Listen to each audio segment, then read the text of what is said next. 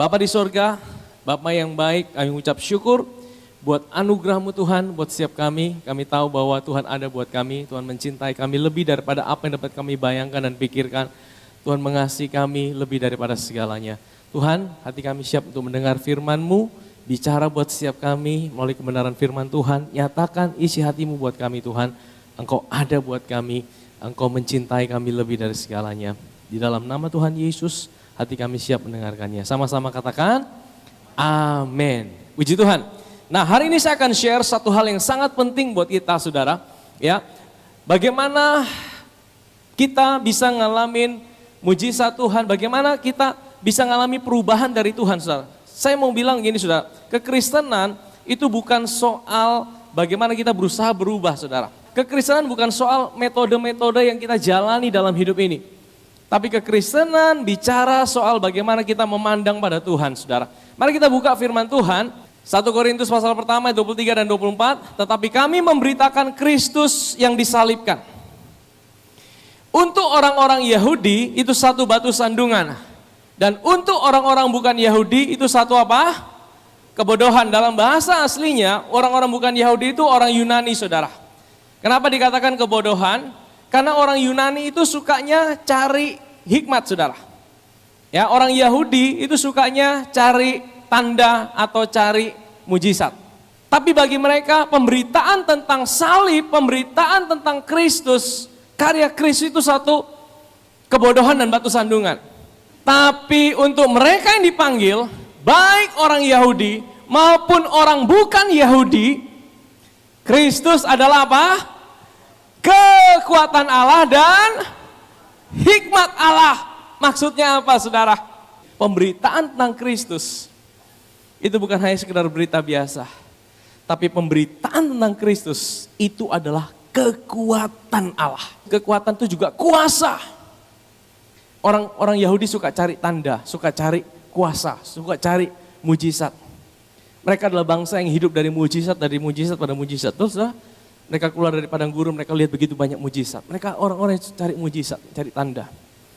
Tapi waktu mereka dengar karya salib, mana mungkin karya salib bisa mengerjakan mujizat? Mana mungkin karya salib bisa mengerjakan kuasa? Itu batu sandungan buat mereka. Itu satu batu sandungan buat mereka. Bagi orang Yunani, mana mungkin berita tentang karya Kristus bisa jadi hikmat? Hikmat apa yang bisa didapatkan dari seorang yang mati konyol seperti itu di atas kayu salib? Sepertinya tidak ada satu hikmat apapun, saudara. Tapi firman Tuhan berkata, pemberitaan tentang Kristus, karya Kristus, itu adalah kekuatan. Katakan kekuatan. Dan juga hikmat. Maksudnya apa, saudara? Maksudnya gini, saudara. Waktu saudara dengar berita tentang Kristus, pemberitaan tentang karya Kristus, itu menjadi kekuatan. Menjadi mujizat. Maksudnya apa, saudara? Mungkin saudara duduk di tempat ini. Waktu saudara datang, saudara dengar tentang karya Kristus. Saudara buka hati saudara tentang apa yang Yesus kerjakan. Kematian dan kebangkitannya. Dan waktu saudara dengar itu, saudara, Tuhan Roh Kudus membangkitkan iman saudara. Tiba-tiba saudara tanpa didoakan, yang sakit bisa sembuh. Itu mujizat, saudara. Tapi kadang-kadang Tuhan tidak kasih mujizat, tapi Tuhan kasih hikmat. Saudara tidak tahu bagaimana menyelesaikan persoalan. Tapi saudara fokus dengar tentang Kristus. Makanya saudara datang ke gereja, jangan fokus dengan persoalan saudara. Fokus dengarkan tentang Kristus. Firman Tuhan katakan, Kristus bisa jadi hikmat buat hidup saudara.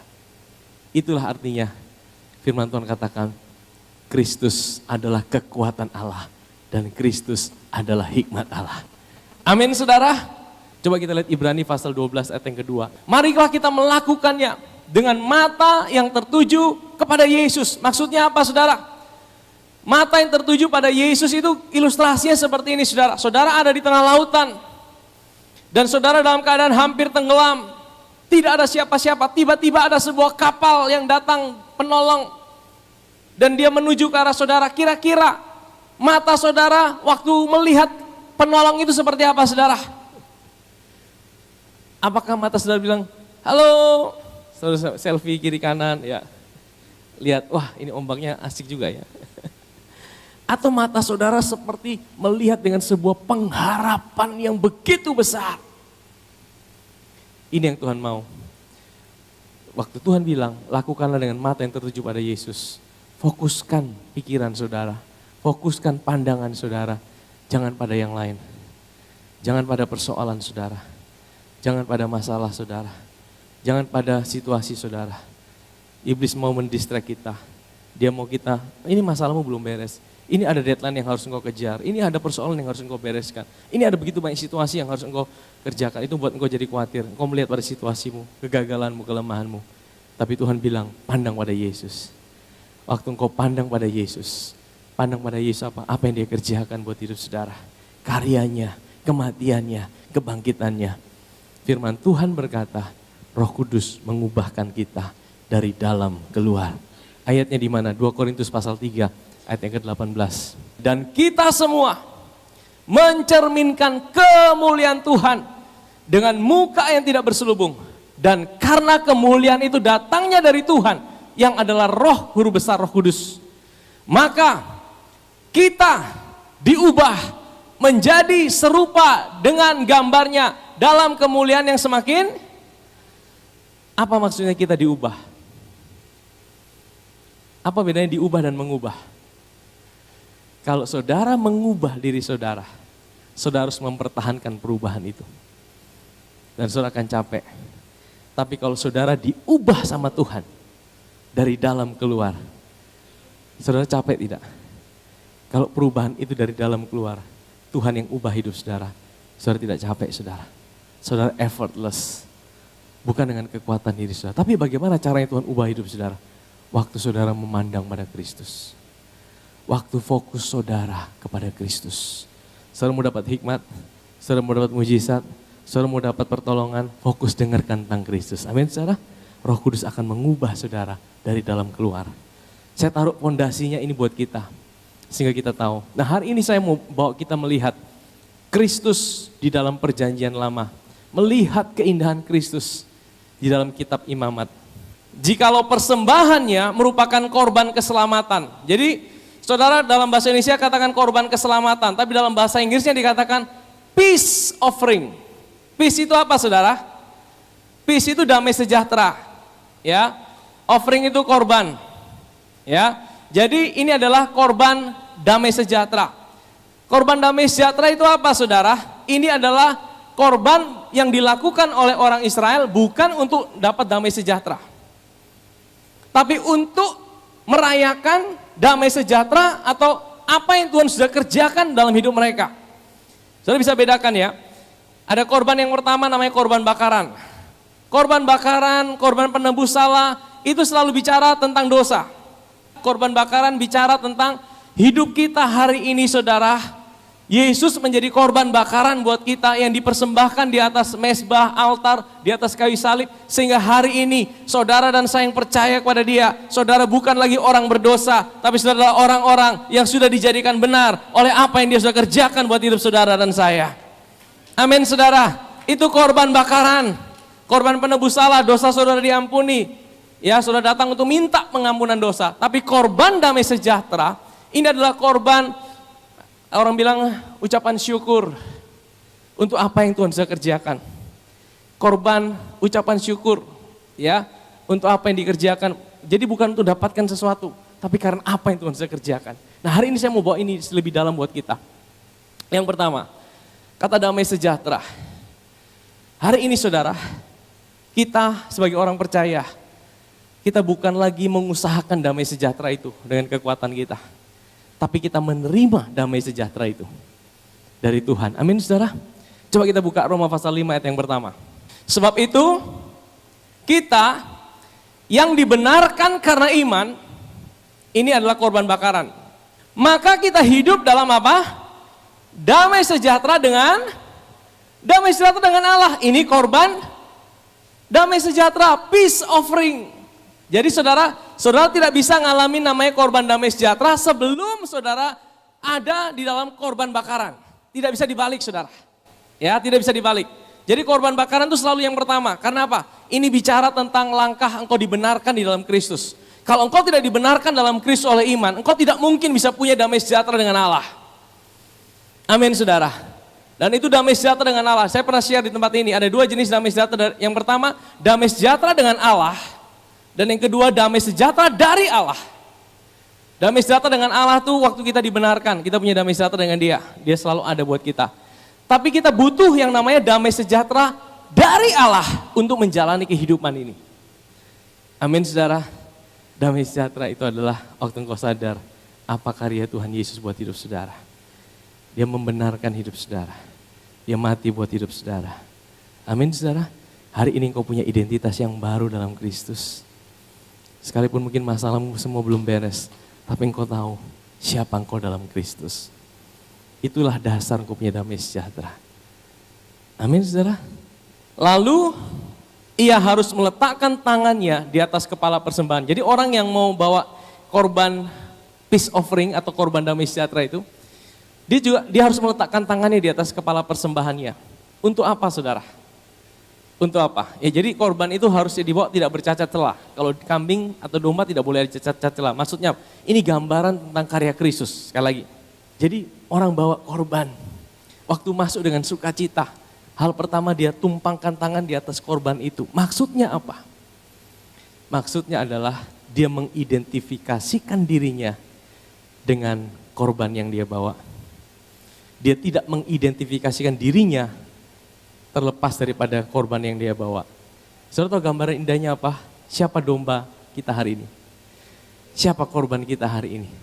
Yesus. Setiap kali engkau datang pada Tuhan, engkau harus mengidentifikasikan dirimu tidak terlepas dari Tuhan.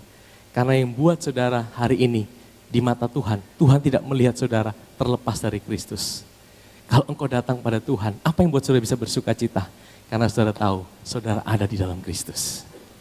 Amin saudara. Ia harus meletakkan tangannya di atas kepala persembahan dan menyembelihnya di depan pintu kemah pertemuan. Lalu anak-anak Harun, imam itu harus menyiramkan darahnya pada mezbah sekelilingnya. Kenapa darah ini harus disiramkan di sekeliling? Ini menggambarkan apa?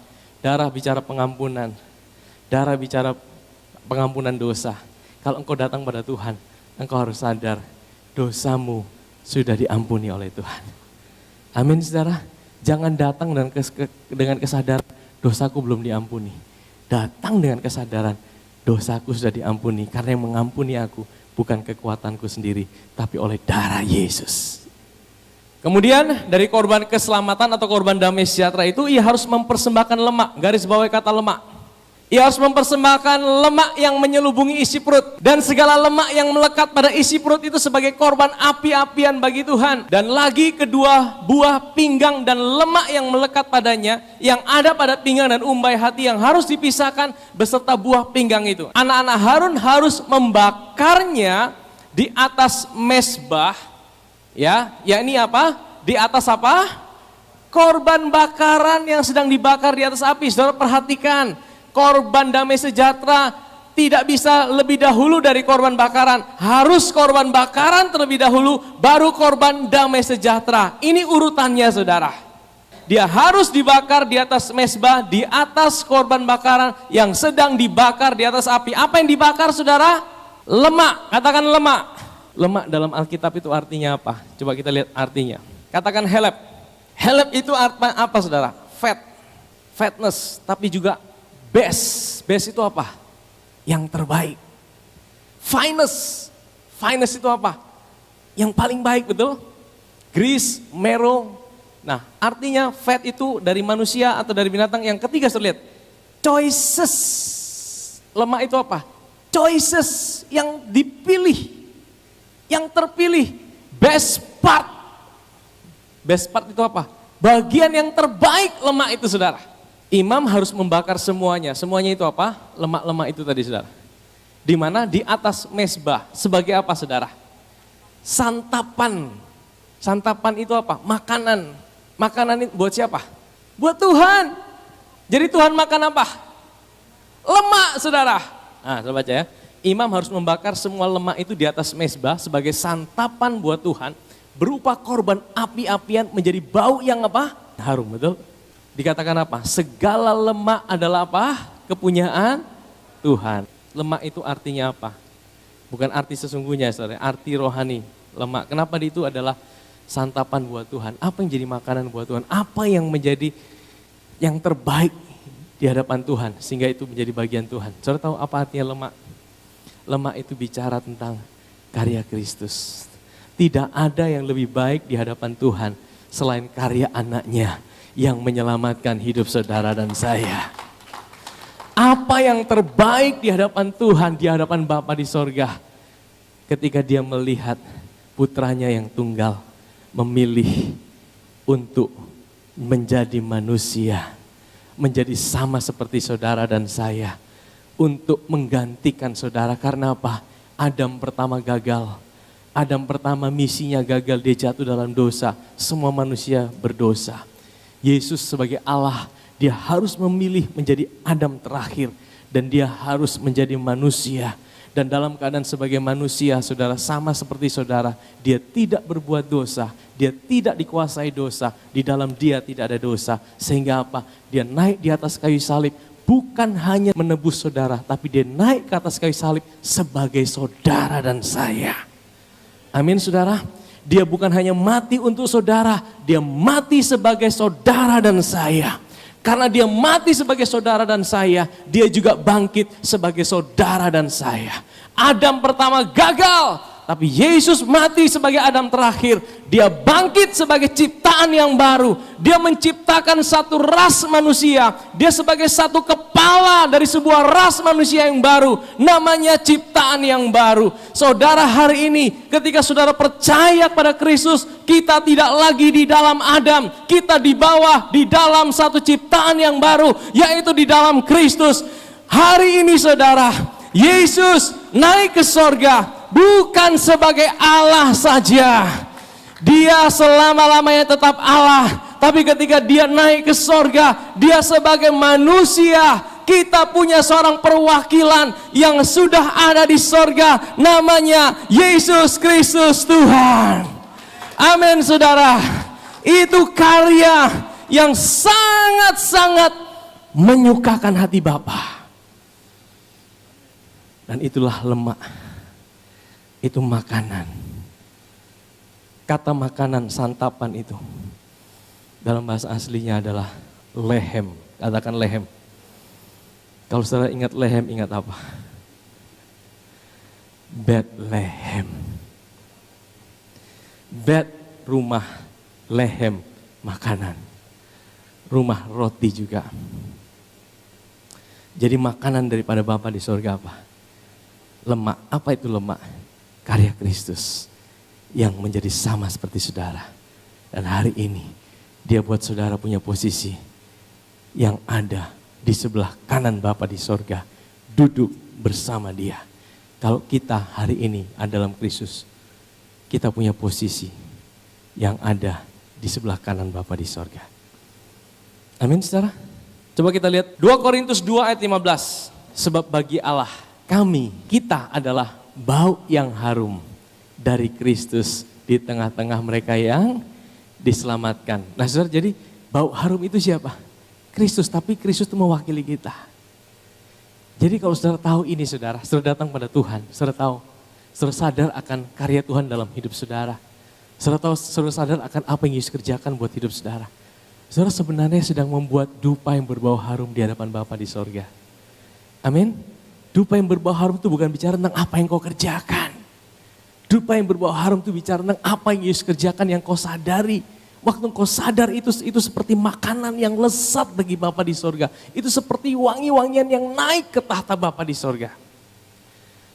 Jadi penting untuk kita sadar apa yang dia kerjakan buat hidup saudara dan saya. Karena saudara sedang menyediakan santapan yang lezat buat Tuhan. Amin saudara. Imamat pasal yang ke-7. Tuhan berfirman pada Musa demikian. Katakanlah kepada orang Israel, orang yang mempersembahkan peace offering kepada Tuhan, haruslah membawa kepada Tuhan sebagian dari korban damai sejahtera sebagai persembahan. Dengan tangannya sendiri harus ia membawa segala korban api-apian Tuhan. Adapun apa lemaknya harus dibawa beserta apa? Nah sekarang muncul, bukan cuma lemak, ada apa? Dada. Bagaimana cara mereka bawa dada? Jadi mereka itu bawa, udah potong itu domba atau kambing, dadanya diambil, kemudian orang Israel itu harus mengunjukkan di hadapan Tuhan, begini sudah. Dada itu bicara cinta, tempat cinta. Nah, cinta ini bukan cinta kita kepada Tuhan. Kalau cinta kita kepada Tuhan, itu naik turun, saudara. Saudara lagi dengar firman, lagi menyembah, waduh berapi-api. Saya mau mengasihi Tuhan, saya mau melakukan semuanya buat Tuhan. Saya merasakan hadirat Tuhan. Begitu keluar dari tempat ini, diserempet orang, wah cintanya lupa semua. Yang ada emosi, saudara. Yang ada mulai tersinggung, saudara. Tapi itulah manusia, saudara. Cinta manusia itu naik turun. Kita tidak bisa andalkan kekristenan, hidup kerohanian kita berdasarkan cinta kita pada Tuhan. Tetapi kita bisa andalkan hidup kita, perjalanan kita mengikut Tuhan berdasarkan cinta Tuhan sama hidup kita.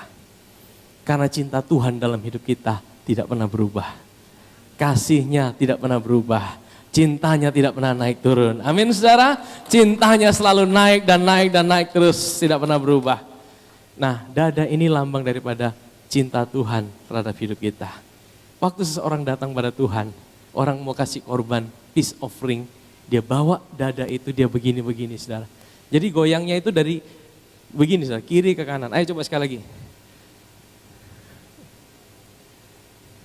Nah, saudara, jadi setiap kali saudara angkat tangan ini, saudara ingat, ya, ini apa, saudara? Saudara sedang mengatakan, Tuhan, aku bisa ada hari ini bukan karena kekuatan cintaku padamu, tapi karena kekuatan cintamu padaku. Waktu orang datang pada Tuhan, yang dia banggakan bukan cintanya kepada Tuhan, tapi cinta Tuhan terhadap hidupnya. Amin, saudara. Amin. Dengan tangannya sendiri ia harus membawa segala korban api-apian. Adapun lemaknya dibawa beserta dadanya, supaya dadanya itu diunjukkan sebagai persembahan unjukan di hadapan Tuhan. Lalu haruslah imam membakar lemaknya di atas mezbah. Lemak itu dibakar untuk Tuhan. Tapi dadanya itu adalah bagian siapa? Harun dan... Ini ada gambaran yang indah, saudara. Harun itu siapa? Imam besar. Siapa imam besar kita hari ini? Yesus. Betul? Anak-anaknya itu siapa? Saudara dan saya. Bukankah engkau imamat yang rajani, bangsa yang kudus, umat kepunyaan Allah sendiri. Amin, saudara. Maksudnya apa? Dadanya itu harus dikasih kepada imam besar dan kepada anak-anaknya. Maksudnya apa? Apa fungsinya? Kenapa imam besar harus makan dada itu? Arti rohaninya gini, saudara. Yesus itu juga mendapatkan kepuasan waktu saudara menerima cintanya. Makanan buat Yesus, dada itu makanan. Ya. Makanan buat Yesus itu adalah ketika saudara menyadari akan cintanya di dalam hidup saudara. Yang menjadi kepuasan buat Yesus, yang menjadi kepuasan buat Yesus adalah ketika saudara menerima cintanya. Saudara ingat satu kali kisah seorang wanita di pinggir sumur. Wanita Samaria, ingat kisah itu? Yesus sengaja harus pergi melintasi daerah Samaria. Dia berjumpa wanita itu, wanita berdosa. Kawin cerai, dan yang terakhir, yang keenam itu adalah kumpul kebo. Ya, tidak menikah. Dan wanita ini malu, dia datang mencari air siang hari. Dan Yesus datang sengaja ketemu dia. Dan murid-muridnya disuruh pergi kalian, pergi beli makanan. 12-12-nya pergi. Tinggal Yesus seorang diri dengan wanita itu. Dan ketika singkat cerita wanita itu menerima Yesus, menerima cinta Yesus dan mengalami Tuhan di situ. Murid-muridnya datang. Murid-muridnya bilang apa? Guru, engkau tidak makan? Dia bilang apa? Padaku ada makanan yang tidak kamu tahu. Jadi makanan buat Yesus itu apa, saudara? Yang pertama dia melakukan kehendak Bapa. Yang kedua, ketika seseorang bisa menerima cinta Tuhan dalam hidupnya. Jadi saudara tahu, itu yang mengenyangkan Yesus. Jadi saudara tahu bagaimana saudara bisa buat Yesus hari ini kenyang, puas. Waktu saudara sadar, Tuhan, aku mau sadarkan diriku akan cintamu. Dada berbicara tentang cinta. Amin, saudara. Aku mau menyadarkan diriku akan betapa besar cintamu dalam hidupku. Engkau mencintai aku tanpa syarat. Kasihmu tidak pernah berubah dalam hidupku. Kasihmu tidak pernah berhenti dalam hidupku. Waktu engkau sadar seperti itu, saudara, Yesus seperti diberikan makanan. Jadi saudara tahu apa yang mengenyangkan hati Bapa? Apa yang makanan buat Bapa apa tadi? Lemak. Lemak bicara tentang apa? Karya Kristus. Apa makanan buat Yesus yang memuaskan Yesus? Dada. Dada bicara apa? Cinta Yesus, kasih Yesus. Waktu saudara selalu sadarkan diri saudara akan cinta Yesus dalam hidupmu. Dalam segala situasi. Tapi kenapa juga dikatakan dada itu buat anak-anak Harun? Siapa anak-anak Harun? Saudara dan saya. Ternyata kekuatan makanan buat hidup kita juga bukan hanya makanan jasmani. Tapi makanan buat hidup kita adalah ketika kita tahu betapa besar cinta Tuhan di dalam hidup kita. Kekuatan dalam hidup kita ketika kita tahu kita dicintai, kita dikasihi, kita diberkati oleh Tuhan. Amin saudara. Waktu saudara sadar itu, saudara seperti saudara dapat makanan yang buat saudara kenyang. Saudara dapat makanan yang buat saudara menjadi kuat dalam hidup ini. Amin saudara. Lalu haruslah imam membakar lemaknya di atas mezbah, tapi dadanya adalah bagian Harun dan anak-anaknya. Ayat 32. Paha kanannya, nah saudara udah dada, paha lagi saudara. Nah paha kanan maksudnya apa? Paha kanan itu adalah lambang kekuatan. Bagian terkuat dari binatang itu di pahanya saudara. Paha kanan bicara tentang kekuatan. Paha kanannya harus kamu serahkan pada imam sebagai persembahan khusus dari segala korban damai sejahteramu. Siapa dari antara anak-anak Harun yang mempersembahkan apa? Darah dan lemak korban damai sejahtera, maka dialah yang harus mendapat apa? Paha kanan itu sebagai apa? Ternyata tidak semua anak Harun dapat paha kanan loh saudara. Betul loh saudara? Yang dapat itu siapa? Yang mempersembahkan apa? Darah dan lemak. Apa ini saudara? Paha kanan kita tahu artinya apa? Kekuatan. Tadi kita tahu lemak itu adalah makanan. Kata santapan itu, makan itu dalam bahasa aslinya apa? Lehem. Lehem itu artinya juga roti saudara. Jadi saudara, anak-anak Harun yang mempersembahkan darah dan lemak ini juga bicara arti rohani gini. Darah bicara tentang apa? Anggur. Roti bicara apa? Tubuh. Dengan kata lain ini bicara tentang perjamuan kudus. Tubuh dan darah Yesus. Setiap kali kita orang percaya, kita ambil bagian dalam tubuh dan darah Yesus. Kita ambil bagian dalam perjamuan kudus. Lakukanlah dengan sebuah sikap engkau melihat karya Kristus dalam hidup saudara. Jangan lakukan itu hanya sebuah rutinitas ibadah biasa. Lakukan itu dengan sebuah sikap engkau menghargai apa yang Yesus kerjakan buat hidup saudara. Tubuhnya menanggung setiap kutuk, darahnya menghapus dosamu. Waktu engkau sadar itu, engkau lakukan itu dengan sebuah kesungguhan. Firman Tuhan berkata apa? Engkau dapat paha kanan. Engkau dapat apa? Kekuatan. Makanya waktu kita ambil perjamuan dengan sebuah sikap yang benar, bukan sebagai rutinitas biasa, maka kekuatan akan mengalir dalam hidup saudara dan saya. Amin saudara. Siapa di antara anak-anak Harun mempersembahkan darah dan lemak korban damai sejahtera, maka dialah yang harus mendapat paha kanan sebagai bagiannya. Karena dada persembahan unjukan dan paha persembahan khusus telah kuambil dari orang Israel dari segala korban. Nah saudara tahu, kalau dada tadi dibawanya di bagaimana? Begini. Ayo angkat tangan kita yuk sekali lagi. Nah, jadi kalau saudara setiap kali angkat tangan ini saudara ingat kebaikan Tuhan dalam hidup saudara. Amin. Tapi kalau paha bagaimana saudara? Paha. Persembahan paha itu naik turun begini saudara. Ayo kita lakukan ini. Naik turun. Naik turun. Ya. Jadi tadi kalau dada gimana? Kiri, kanan. Kiri, kanan. Saudara tahu ini membentuk apa saudara? Kiri, kanan.